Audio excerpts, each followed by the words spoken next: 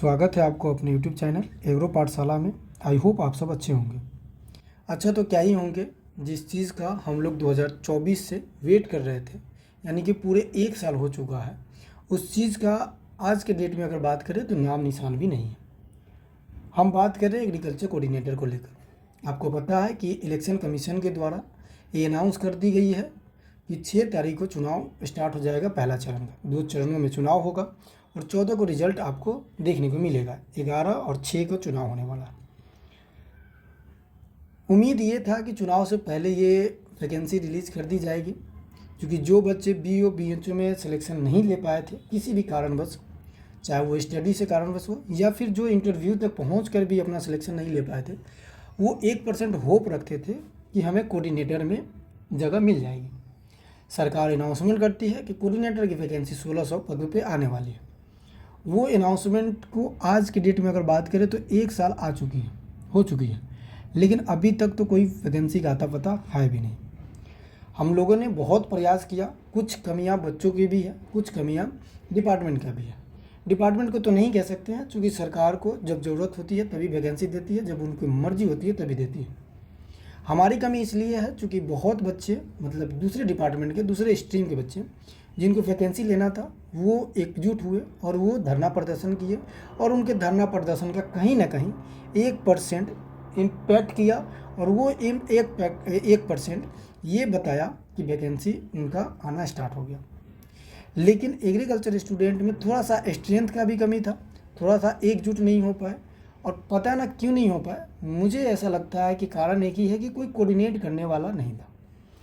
Coordinate में अगर बात करें तो बहुत बार हमने भी प्रयास किया, लेकिन कहीं ना कहीं हम भी असफल रहे। अब वैसे में बात ये बन जाता है कि अभी वैकेंसी तो नहीं आएगी, ये तो जाहिर सी बात है, क्योंकि आचार संहिता भी लागू हो गया, इलेक्शन का जो समय है वो भी निर्धारित हो गया है।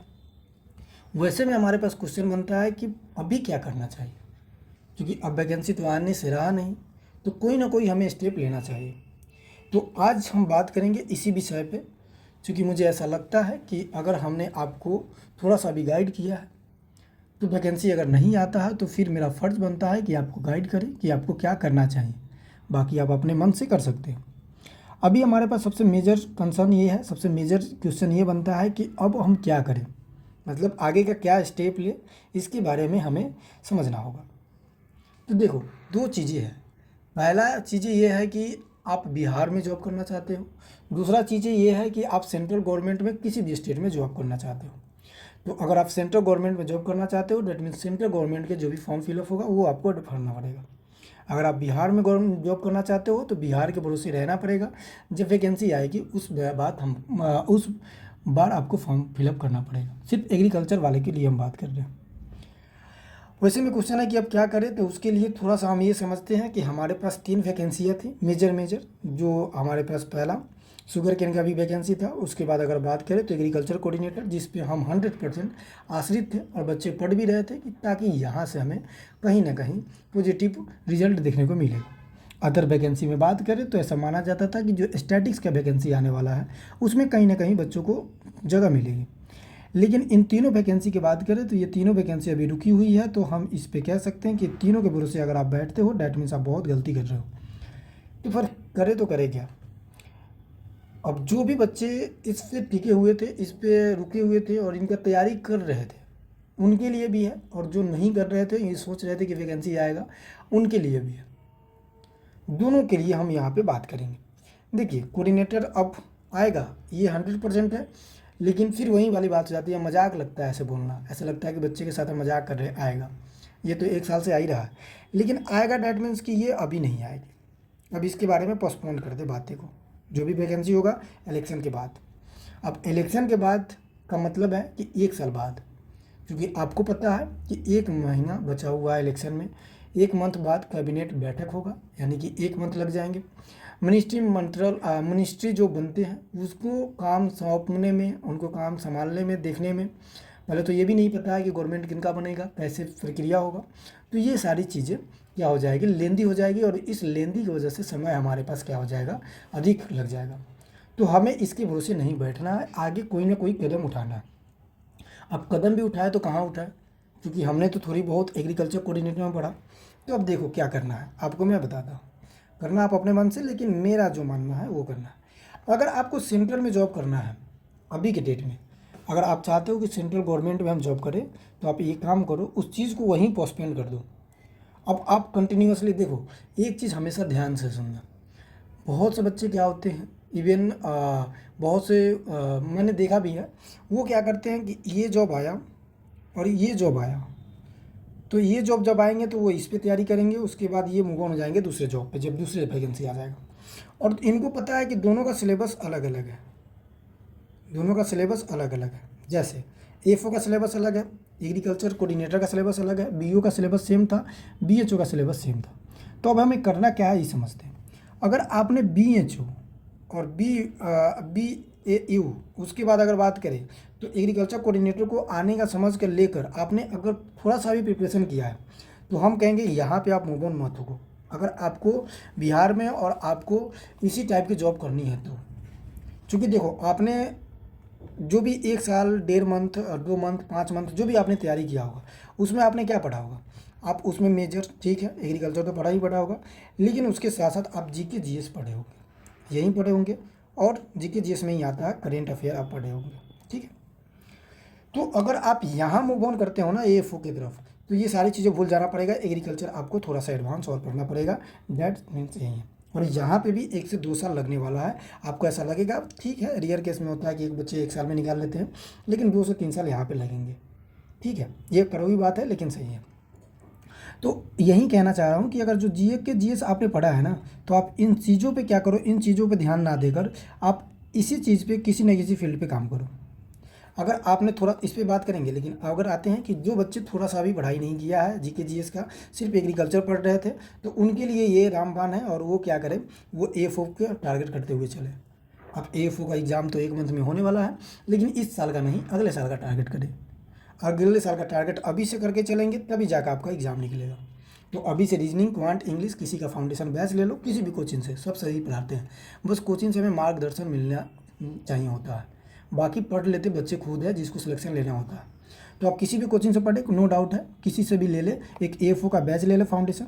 उसके बाद अगर आप चाहते हैं, जैसे एएफओ भी पढ़े हैं, एएफओ में भी जीके जीएस पूछने का देखने को मिलेगा, सॉरी, एएफओ में आपको क्वांट, रीजनिंग, इंग्लिश देखने को मिलेगा, डीडीएसओ में भी ये चीज़ें देखने को मिलेगा। तो अगर आप ये तैयारी कर रहे हो तो डीडीएसओ का भी वैकेंसी फुलफिल कर दो, ठीक है। उसके बाद आता है हमारे पास राजस्थान सुपरवाइजर का। तो राजस्थान सुपरवाइजर, जैसे राजस्थान में वैकेंसी आया हुआ है, तो यहाँ पे भी आप फॉर्म फिलअप कर सकते हैं। जब इसका फॉर्म डेट निकलेगा, अभी तो फॉर्म फिलअप नहीं हो रहा है, लेकिन फॉर्म डेट निकलेगा तो आप यहाँ कर सकते हैं। ये वैसे बच्चे के लिए जो बच्चे तैयारी कर रहे हैं पिछले कुछ दिनों से, लेकिन वो जीके जीएस को हाथ नहीं लगाया, उनको लगता था कि जब वैकेंसी आएगा तभी हम तैयारी करेंगे, उनके लिए है। तो उनके लिए गुड अपॉर्चुनिटी है, एएफओ में लग जाए, कोई दिक्कत नहीं है। यहाँ से आपको एडवांटेज क्या होगा कि एग्रीकल्चर का नॉलेज बहुत बढ़िया से मिल जाएगा, क्योंकि एएफओ में हमें 16 से 17 सब्जेक्ट पढ़नी होती है। और वो 16 से 17 सब्जेक्ट ऐसे नहीं है कि सिर्फ हमको पढ़ना होता है बेसिक, थोड़ा सा डेप्थ में जाके पढ़ना होता है, और एग्रीकल्चर का एक नॉलेज हो जाता है। उसके साथ साथ डीडीएसओ का जो दिल्ली में आया है, तो आपको कैपिटल में जॉब करने को मिलेगा। तो यहाँ पे थोड़ा सा आपको स्पेशल हॉर्टिकल्चर पे ध्यान देना पड़ेगा। और जो बच्चे बीएचओ का तैयारी किए हैं उसके लिए तो और बढ़िया बात है, वो भर सकते हैं। उसके बाद जो राजस्थान सुपरवाइजर है, ये भी आप डाल सकते हैं। ऐसे तो ये 12th लेवल पर होता है, लेकिन आप डाल सकते हैं, कोई दिक्कत नहीं है, ठीक है। तो इस तरह से करके आप क्या कर सकते हैं, अपने चीज़ों को वहाँ से बदल कर यहाँ आ सकते हैं। फिर अब बात आता है, दूसरी बात क्या आता है हमारे पास, कि अगर हमने जीके जीएस थोड़ा सा भी टच कर लिया, मान लो कि आपने पूरे साल जीके जीएस और करेंट अफेयर पढ़ा, जैसे बीओ और बीएचओ की हम बात करें तो इसको कितने साल हो गया, 1 साल हो गया, मोटा मोटी क्या 1 साल से ज़्यादा ही हो गया। मार्च में बीओ का ये एग्ज़ाम हुआ था, उसके बाद बीएचओ की बात करें तो अगस्त में हुआ था, तो दोनों बीत चुका है, मार्च बीत चुका है, अगस्त भी बीत सकता है। इवन इसका तो 1.5 साल हो गया, इसका 1 साल हो चुका है। तो 1 साल से अगर आप जीके जीएस कर रहे हैं, आपको बीओ में नहीं हुआ, बीएचओ में नहीं हुआ, तो जीके जीएस को कंटिन्यू करें, और जीके जीएस के साथ किसी और टारगेट और जो जॉब आते हैं उनको टारगेट करें। ज़्यादा डीपली नहीं टारगेट करना। अब ऐसा ना हो कि एग्रीकल्चर नहीं भूल जाओ, दूसरे फील्ड में चल जा सकते हो आपको अगर मन है तो, लेकिन एग्रीकल्चर में रहना है तो आपको जीके जीएस के टच में रहते हुए भी एग्रीकल्चर पढ़ते हुए चलना है, अगर आप बिहार में या फिर आप जीके जीएस वाले पोर्शन में जॉब करना चाहते हैं तो। अदरवाइज आप एफओ में भी जा सकते हैं, कोई दिक्कत नहीं है। लेकिन थोड़ा सा ये होगा कि जीके जीएस जब आपने इतना 1 साल पढ़ा तो फिर जाके आप वहाँ पे नए सब्जेक्ट को करना पड़ेगा, जैसे रीजनिंग क्वांट, उसको समझने के लिए आपको 2 से 3 साल लग जाएगा। ठीक है, तो इस तरह से करके आप कर सकते हो। अब देखो, जीके जीएस अभी पढ़ते रहोगे, एग्रीकल्चर का कोई भी वैकेंसी आता है उसको फुलफिल करो, उसके साथ साथ जीके जीएस पढ़ रहे हो तो जैसे बिहार पुलिस आता है उसका फुलफिल करो, उसके साथ साथ जो भी छोटे छोटे जॉब आते हैं बिहार में उसका भी फुलफिल कर लो, फॉर्म फिल कर लो। इससे क्या होगा कि जीके जीएस जब भी मान लो कि ये वैकेंसी कोऑर्डिनेटर की वैकेंसी 1 साल बाद आती है, अगला सितंबर में भी आती है या जनवरी फरवरी अगला में आती है 2026 में, उस समय आपका जीके जीएस काम कर जाएगा। जैसे एग्जाम्पल से हम आपको समझाते हैं। एग्जाम्पल अगर हम दें तो बीओ का जो सिलेक्शन हुआ है ना, जितने भी बच्चों का, अगर आप में से कोई से किन्हीं का भी दोस्त अगर हो तो पूछ लीजिएगा कि जिनका भी बीओ में सिलेक्शन हुआ है ना, वो पिछले 1 साल से जीके जीएस पढ़ रहे थे और उसके साथ साथ एग्रीकल्चर भी बहुत लंबे समय से पढ़ रहे थे। सॉरी, करेंट लिख दिया मैंने। एग्रीकल्चर भी क्या कर रहे थे, लंबे समय से पढ़ रहे थे। तो एग्रीकल्चर के साथ साथ जीके जीएस भी मजबूत करते हुए चलना है। अब जब तक वैकेंसी नहीं आती है, जब तक आप एग्रीकल्चर को इतना मजबूत कर लो कि लास्ट में कुछ नहीं होगा तो जॉब करना, टीचिंग कर लेना, अगर टीचिंग में इंटरेस्ट है तो। ठीक है, तो ये चीज़ें करते हुए आप चलना स्टार्ट कर दो। इससे क्या होगा कि आप कहीं पे भी डिमोटिवेट नहीं होंगे।